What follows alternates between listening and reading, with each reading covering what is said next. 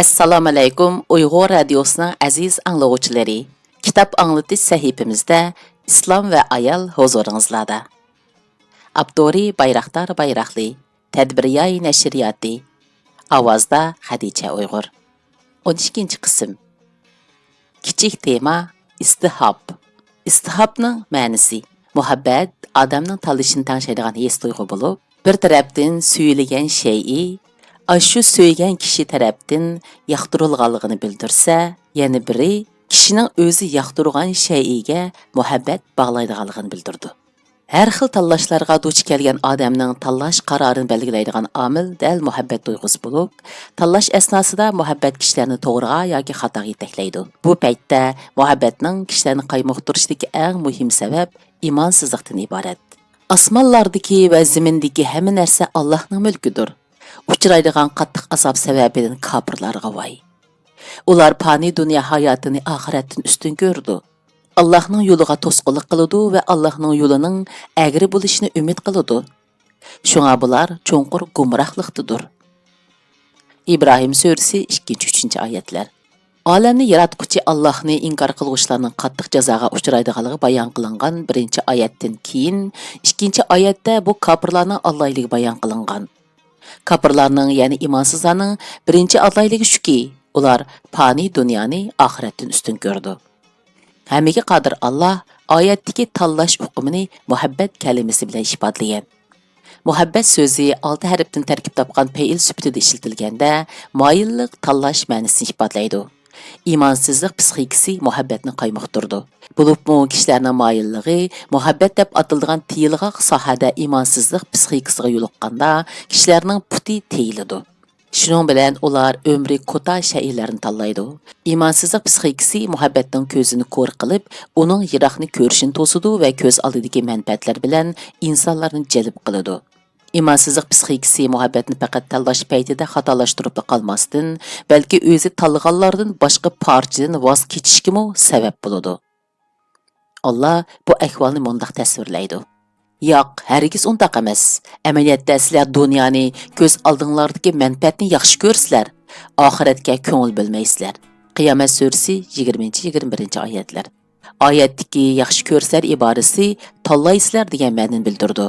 Dunyoni tanlash bilan cheknib qolmagan bu muhabbat oxiratni tark etish darajasiga yetib boradi. Oyatdagi dunyo va ojila so'zlari qisqa muddatlik, vaqtlik, o'tkinchi va yo'qolib ketadigan manfaat, ideya ham fikrni ifodalaydi. Sarabdek shaylarni yaxshi ko'radigan va o'tkinchi qimmat qarashlarga tayinadigan kishilarning o'z tanlashida qanchalik xatolashganligi haqidagi tunishini o'stiradigan bu oyat qalblarda har vaqt bo'lishga tegishli prinsipni ko'rsatib berdi. Bu oyatda oxiratni ko'zlaydigan kishilarning uzun muddatlik, mangulik va ko'nirab qolmaydigan fikr ham qimmat qarashni qo'g'ilishi kerakligi eskartilgan. Bu xil kishilar planlashda uzun muddatni ko'zlaydi. Strategik turlarni barliqqa keltirdi. Ularning mingisi va dili yiroq ufuqlarni yorqin ko'rdi. Ular uzun muddatlik siyosat, texnika, shahar planlash, organlarni qurish va ishlab chiqarishga kirishdi. İnkar qilish psixikasini qutilgan muhabbat kishilarni yorqin va umidlik ufuqqa ega qiladi. Shundaqla yiroq ammo go'zal kelgusini ularni oldiga qo'ydi. Mana shundaq buyuk tanlashda xatolik sodir qilmaydigan muhabbat aql bilan qalbni birlashtirib, kishilarni kelgusi dunyo uchun tayyorlaydi. Biz istihob shaklida ishlatilganda muhabbatning tanlash deganlik bo'lganligini aytib o'tgaydik. Nishonni xato tanlagan muhabbat dunyoni oxiratdan ustun ko'rishdek xatolikni keltirib chiqarish bilan birga, ya'ni kishilarni hidoyatdan ko'rlikni a'lo bilishdek cho'ng xatolikka boshlaydi. Agar ko'rlikni, kupurni hidoyatdan a'lo bilish xatoligi ta'lim-tarbiya bosqichidan keyin ko'rilsa, u millatlar va xalqlarning halok bo'lishini keltirib chiqardi. Bir millatning yo'riqlikni, ma'rifatni tanlash uchun ularga qorong'ulik, jaholat bilan nur hidoyatning nima ekanligini bildirish kerak. Ulug' Alloh tuvandagi oyat bilan bu tarbiyani ko'rsatib bergan. Samud ahliga kelsak, biz ularga to'g'ri yo'lni ko'rsatdik. Ammo ular hidoyatdan ko'rlik, gumrohlikni ortiq bildi. Fussilat surasi 71-oyat. Allah tarixiy voqeani bayon qilish orqali jamiyat va xalqlarning hayotida muhabbat deb atalgan tanlash hukmining qanchalik muhim o'rinda turganligini ko'rsatib berdi. Hammaga qodir Allah to'g'ri yo'lni ko'rsatmay turib, ya'ni ilm tarbiya bermasdan hech qanday bir xalqni jazolamadi. İlahi tərbiyyənin birinci qədimi kişilərə doğru yolunu göstəriş olub, yuqoridagi oyatda Allah özünün bunu qılğanlığını bayon qilib o'tgan.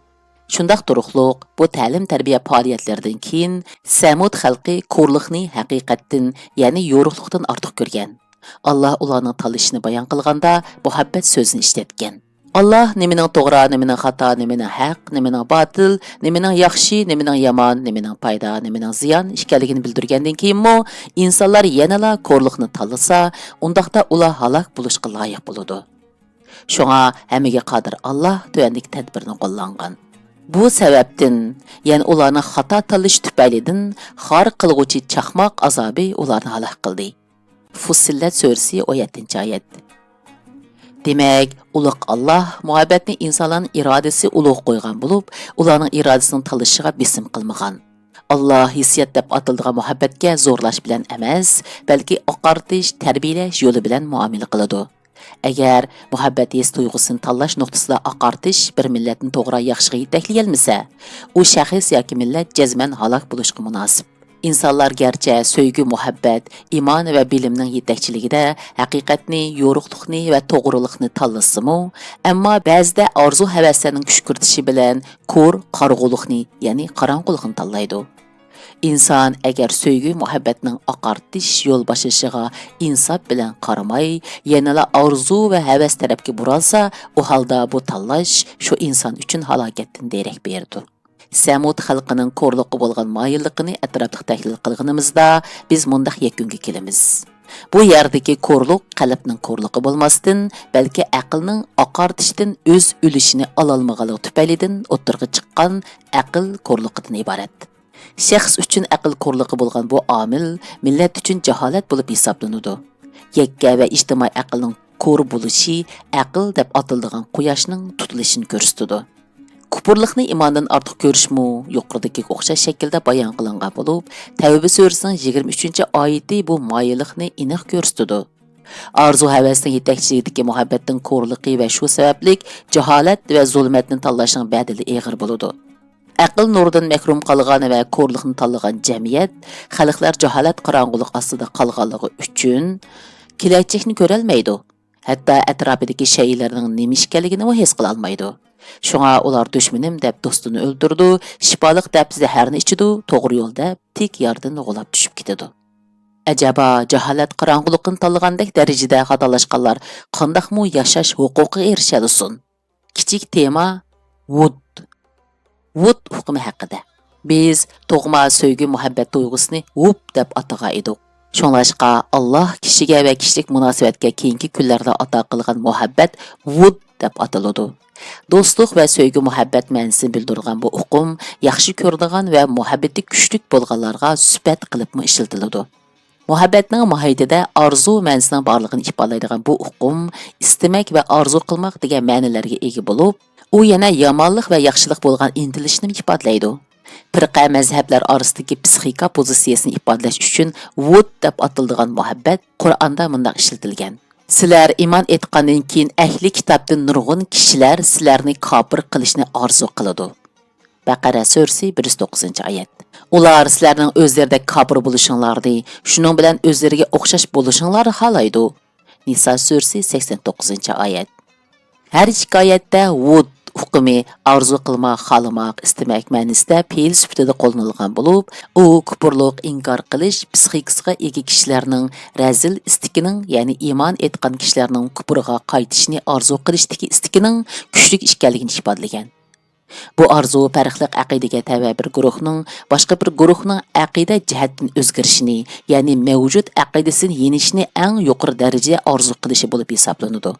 Aniq qilib aytganda boshqalarning to'g'ri yo'l va aqidada bo'lishni xohlamaydigan, shundaqla to'g'ri aqida va hidoyat yo'lida manganlarga hasad qiladigan kishilarning orzusini ifodalaydi. Shunga sevgi muhabbat tuyg'usining hasadxo'rlik bilan zich munosabati bor. Mazkur hukm yana bir odam haqiqatni ko'rib yetganda his qilgan pushaymon sababidan kelib chiqqan armonni ko'rsatadi. Bu ma'no tuvandagi oyatda tilga ilingan. Kafirlar azobni ko'rganda ular doim koshki musulmon bo'lgan bo'lsaqchu deb armon qilishidi. Hijr surasi 2-oyat. Wood deb atilgan muhabbatning mohiyatida pushaymondan kelib chiqqan armon ma'nosi mavjud. Ammo mazkur armonning amalga oshishi mumkin emas bo'lib, u faqat qaytish va erishish mumkin bo'lmaydigan qizg'inlikni ifodalaydi. Boshqacha aytganda, u natijasiz behuda muhabbat xolos. Buningdan ko'rilishiga bo'ladiki, Wood so'zi fe'il sifatida ishlatilganda firqa guruhlar o'rtasidagi pozitsiyaning parda orqasidagi hissiyotni ifodalaydigan bo'lib, "Koshki sen o'xshash bo'lmagan bo'lsam, seni menda qilaman" degan savdoning ismi bo'ladi. Ya'ni bu namratlikda barobarlikni qo'lga keltirishga uringan kommunizm falsafasining orzusiga o'xshash, e'tiqodsizlikda barobarlikni qo'lga keltirishga uringan kishilarning quruq qizg'inligidan iborat bo'lib, imonsizlik psixikasini tarqitishga uringanlarning haddidan ziyoda orzusini ko'rsatadi. Yana bir tarafdan Wood pushaymondan kelib chiqqan armon isbotlaydi. Hammaga qodir Alloh yana kishilarga pushaymon qilgan ishlarni qilmaslikni buyurdi. Ma'lumki, keyin pushaymon qilgan ishni qilmaslik inson bo'lishiga eng muhim fazilatlarning biri. Bu fazilat tug'ma bo'lmasdan, balki ma'arif orqali qo'lga keladi. Shunga tarbiyaligili bo'ladigan muhabbat turi Wood deb ataladi. Natijasi yo'q, asli keltirgili bo'lmaydigan savdoga tushishdan burun ongliq harakat qilish tarbiyalanganlikning ifodasi. Dunyoda kelajagini idrok qilgan holda harakat qilishdek oliyjanob narsa yana bormi? Noma'lum shaylarga nodonlarcha qarqursoqlik bilan ongsizlarcha intilishning badili behuda savdodan iborat bo'lib, Wood deb atilgan muhabbat mana shularni ifodalaydi. Kichik tema mawadda. Mawadda haqida o'qim. Wood deb atilgan bu muhabbatning yana bir xil turi mawadda bo'lib, tunish va sevgi muhabbat ma'nosini bildirdi. Shunga tunishdan paydo bo'lgan muhabbat mawadda deb atiladi. U tunishish bo'lmasa, muhabbatning paydo bo'lmaydiganligini ko'rsatadi. Agar sizlarga Allohning iltifoti yetib kelsa, go'yo sizlar bilan o'z o'rtasida hech qanday muhabbat, do'stlik rishtasi yo'qdikidek, koshki men ular bilan birga bo'lgan bo'lsam, cho'ng bir muvaffaqiyatga erishgan bo'lardim. deydi. Nisa surasi 73-oyat. Oyatdagi mawadda so'zini ba'zi olimlar tunishliq, ba'zilar bo'lsa muhabbat deb sharhlagan. Tunish va muhabbat o'rtasidagi zich munosabat har ikki ma'noning to'g'riligini isbotlaydi. Tunishdan boshlanib muhabbatga tutishadigan yo'lning mavjudligini biz mana bu ma'nolardan chiqaramiz. Tunish doirasining kengayishiga ergishib muhabbat sohasi kengaydi. Tunishning tug'ishchanligi muhabbatni aks etib, uningga tugmas xarakter bag'ishlaydi. Yunus Emre'ning tunishi va uningdan muhabbatga tutashgan tushanchisimi o'xshash jarayonni boshdan o'tkazdi. Muhabbat deb atalgan mawadda muloyimlik degan ma'noga ega. Muhabbat tuyg'usining qurilmasida tabiiy yumshoqlik bor, ammo bu yumshoqlik joyida qolmasdan, balki kishining qalbi va harakatida bevosita ifodalandi. Hammaga qodir Alloh bu masalani mundaq bayon qilgan. Yahudilar va mushriklarning mo'minlarga hammadan qattiq dushman ekanligini cho'qim bayqaysan. Biz Nasara degan kishilarning do'stlik jihatda mo'minlarga hammadan yaqin ekanligini cho'qim bayqaysan. Bu Nasaralarning ichida o'limalar, rohiblarning bo'lganligi va haqni qabul qilishda takabburlik qilmaydiganliklari sababidandir. Maida surasi 82-oyat. Oyatdagi mawadda so'zini ba'zilar muloyimlik, yana ba'zilar bo'lsa muhabbat, do'stlik deb sharhlagan. Tilga ilishga arziydigan shuki, har ikki ma'no durust, to'g'ri. Sevgi muhabbat daraxtning gavdisi bo'lsa, muhabbat bilan muloyimlikning munosabati muhabbat daraxtining dal o'zi. Alloh mazkur oyatda xristianlarning mo'minlarga do'stona va muloyimlik bilan muomala qilishning sababi ustida to'xtalib, ularning haqiqatga takabburlik qilmasligini buning sababi sifatida ko'rsatgan. Bilimli kishi va dindor inson kishilarni bir-birini suyishga va bir-biriga muloyim bo'lishga undaydi. Chunki bilim kishilarni muloyim qiladi. Din bo'lsa kishilarga muhabbat va muloyimlikni o'rgatish uchun kelgan. Bilim va iymon xuddi o'tda erigan to'mirga o'xshash dushmanlikni yo'qotib, muhabbat otliq tuyg'uning hosil bo'lishiga kafolat qiladi. Bizningcha yashayotgan asrimizdagi eng cho'ng zulm diniy sohaning dushmanlik sohasiga aylantirilib qo'yilishidan kelib chiqmoqda. Din nomida dushmanlik qilg'uvchilar mehr muhabbat va muloyimlikni qatl qildi. Ular zo'ravonlik tuyg'usidan tug'ilgan dushmanlikka muhabbatni qurbon qilib etdi. Shuning bilan yumshoq qalblarning qetib, toshga aylanib ketishiga sababchi bo'ldi. Mawadda deb atilgan muhabbat o'z obyektini topgan muhabbat bo'lib, u abstrakt ma'nodagi muhabbatning konkretlashishi va ijtimoiylashishi, qalbdagi sevgi uruqining big' surib insoniyatga tarqalishi bo'lib hisoblandi. Allohning insonlarni o'xshamagan ikki jins qilib yaratganligi va oila qurish uchun ularning orasida muhabbat paydo qilganligi mawadda degan muhabbatning rolini ko'rsatib berdi.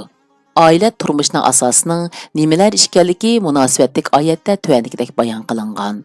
Ayollar bilan ulfatlaşishinglar uchun Allohning ularni sizlarning o'z tipinglardan yaratganligi, oranglarda ya'ni er-xotin orasida mehr muhabbat o'rlatganligi Allohning kamoli va qudratini ko'rsatgan alomatlardandir.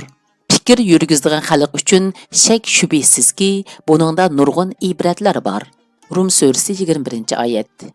Bu ayet ailenin 3 türük üstü kurulğanlıqıga, yani cinsi ehtiyaj, muhabbet ve perzatga kişinin diqqatini ağdırdı. Bu 3 türükning o'ttirsidagi türük mawadda deb atilgan muhabbet bulup, abstrakit ma'nodan aytganda ikki jinsning bir-biriga bo'lgan muhabbati nikoh rishtasi bilan jam bo'lib birlashidi. O'xshamagan jinslarning to'y qilishini ilgari bir-biriga bo'lgan muhabbati hub deb atilgan muhabbat bo'lib, hub deb atilgan muhabbatlar bir yerga kelganda ulardan mawadda hosil bo'ladi. Chunki har ikki muhabbat o'z maqsadiga yetdi. Obyektni topdi va abstrakt konkretga o'zgardi. Ana shu vaqtda yadro javhar ma'nosini bildirgan hub sevgisi mawadda deb atilgan muhabbatning yadrosini tashkil qiladi. Oila turmushida mawadda deb atilgan muhabbatning atom yadrosi g'idiqlanganda oila vayron bo'ladi. Mana bu oilalarning parchalanishi yoki gumroh bo'lishidagi muhim sabablarning biri. Oiladagi er-xotinlar orasida muhabbat rishtasi shakllangan vaqtda hub deb atilgan muhabbat bilan mawadda deb atilgan muhabbat bir-birini zaratlashi kerak. Muhabbatni oyntish ko'ngilning sirtida bo'lmasligi lozim. Jinsiy havas qo'yinda o'g'itlangan muhabbat xuddi balyatqu sirtida homildor bo'lishga o'xshaydi. Ma'lumki, balyatquda to'ralmagan urug' vaqtning o'tishiga agishib, onani zaharlaydi. Shunga faqat ko'ngil qasrdila, ondan er-xotinlar o'tirsidagi muhabbat aynib, cho'nqur yiltiz tortadi. Bir-birini qarg'ulachi suydigan, oshiq ma'shuq tarafidan qurilgan oilaning yimrilishining ostida er-ayol o'tirsidagi muhabbatning ko'ngil bo'stonining sirtida oynag'anligi yotadi. Qalbdagi muhabbatning yildiz tortishi qalblarni birlashtirdi, quchoqlashtirdi, ko'paytirdi. Badan jalbkorligi yoki jinsiy tuyg'uning kengishi bilan borliq kelgan muhabbat vaqtliq bo'lib, u qondirilgandan keyin kishini bezor qiladi. Qalbda bog'langan muhabbat, hurmat, vafodorlik va o'zini beg'ishlashni borliq keltirsa, jinsiy tuyg'udan kelib chiqqan va qalb bo'stonining sirtida ichilgan muhabbat vaqtning o'tishiga agishib, so'lishib, er-xotinlarning bir-birini tovar sifatida ko'rishini keltirib chiqardi. Hissiyot tarbiyasining eng muhim maqsadi bo'lsa, oila turmushdagi muhabbat rishtini saqlab qolishdan iborat.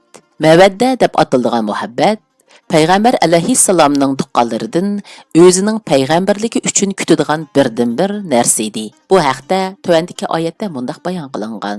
Iymon etgan va yaxshi amallarni qilgan bandalariga Alloh ana shu in'om bilan xush xabar berdiki, aytqinki, tabliğ qilganimga sizlardan haq talab qilmayman. Faqat tuqqanchilik haqqi uchun meni do'st tutishinglarni so'rayman. Kimki biror yaxshi ish qilsa, biz uning ortiqchiligini ziyoda qilib beramiz. Allah haqiqatan nihoyatda mag'firat qilguchidir. Az yaxshilikqa ko'p savob berguchidir. Shura surasi 23-oyat. Ma'lum bo'lganidek, payg'ambarlar tabliğ vazifasining badaliga hech qanday moddiy manfaatni umid qilmaydi va olmaydi. Ularning birdan-bir umid qildig'ini mawadda deb atilgan konkret muhabbatdir. Ular buni o'zlarining tuqqanlaridan umid qilganidek, uni yana tuqqanlar orasida yeyishni maqsad qilgan. Shunga bu kalima tuqqanlar ichidagi payg'ambarga muhabbat ko'rsatib, uni tasdiqlashni ko'rsatdi. Yana bu tarafdan bu oyat diniy zotlar xodimlarning xizmat uchun kishilardan hurmat, muhabbat umid qilsa bo'lganligini ko'rsatib berdi. Chunki oyatdagi tuqqan ufqimini jamoat deb izohlashga bo'ladi. Mehr muhabbatni maqsad qilgan diniy ibodat faoliyat kishilarning qalbini utadiganligi uchun uning muvaffaqiyatli bo'lishi muqarrar. Yuqorqi oyatning oxirgi jumlasi mundaq: Kimki biror yaxshi ish qilsa, biz uning ortiqchiligini ziyoda qilib beramiz. Ma'lumki, yaqin yo'riqlar o'zaro mehr muhabbatni umumlashtirish, amaliyotda tuqqanlarning bir-birini yaxshi ko'rishi va yaxshi ishning ro'yobga chiqarilishi bo'ladi. Shunga Alloh mundaq yaxshi ishlarni vujud chiqaruvchilarning ortiqchiligini oshirdi. Shundaq deyishga bo'ladiki, mehr muhabbatning umumlashishi intayin muhim bo'lib, u Allohga o'rlaydi va zaminga texmi yaxshi holat qaytadi. Shunga biz mundaq xulosalaymiz. yaxshilikni oshirgan ibodat harakatlarning biri kishilarning bir-birini yaxshi ko'rishi bo'lib, hub deb atiladigan muhabbat gulning uruqi bo'lsa, mawadda deb atiladigan so'ygi uning g'unchisidir. Hammaga qodir Alloh mawadda degan muhabbatni kishilar orasida keyin paydo qiladi. Bu muhabbatni kishilarga iltifot sifatida ato qilish uchun Alloh ba'zi shartlar talab qiladi. Bu shartlar amalga oshganda ondan mehr muhabbatni baxsh etadi. İman bilan yaxshi foydali ish Allohning yaratish sifatini qo'zg'itib, uning muhabbat yaratishiga sabab bo'ladi. Agar kishilar iymon etib yaxshi ishlarni vujudga chiqargan bo'lsa edi, bu dushmanliklar yuz bermagan, bu qonlar to'kilmagan bo'ladi. Biz foydali ishlarni ro'yobga chiqarmoqcha Alloh biz uchun muhabbat yaratmadi. Aniqki, iymon bilan yaxshi ish kishiga bir nishon belgilab berdi. Nishon yo'q kishilar do'stlarini dushman deb qaraydi. Shunga ey insonlar, kelinglar, iymon etib foydali ishlarni barliq keltiraylik. Shuning bilan Alloh biz uchun muhabbat yaratsin. Biz dunyoni muhabbat baxchisiga aylantiraylik. Shaksizki, bu o'zgarish bizning oxiratligimizni jannatga aylantirdi. Dunyoni qon daryosiga aylantirgan kishilarning oxiratligi qandoqmi jannat bo'lsin? To'kilgan qonlar muhabbatni bo'g'ib, uning po'raklab ichilishini to'smoqda. Madamiki ichilmagan g'uncha g'olida chirib ketadi. Aziz radio anglag'uchi do'stlar, bu qitimliq o'qishimiz mushayda oyoqlashdi.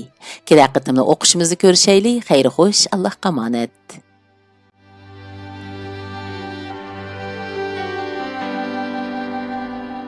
Güllerinin bergide şebnem, şebnemnin livide külke. Bu dünya sevgige teşna, muhabbet can verdi gülge.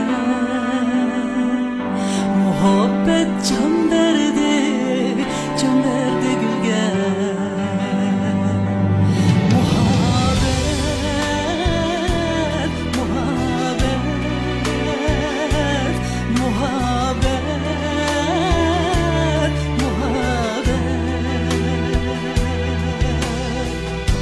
Muhabbet yüreknin kuyuyor. Muhabbet hayatın nuru.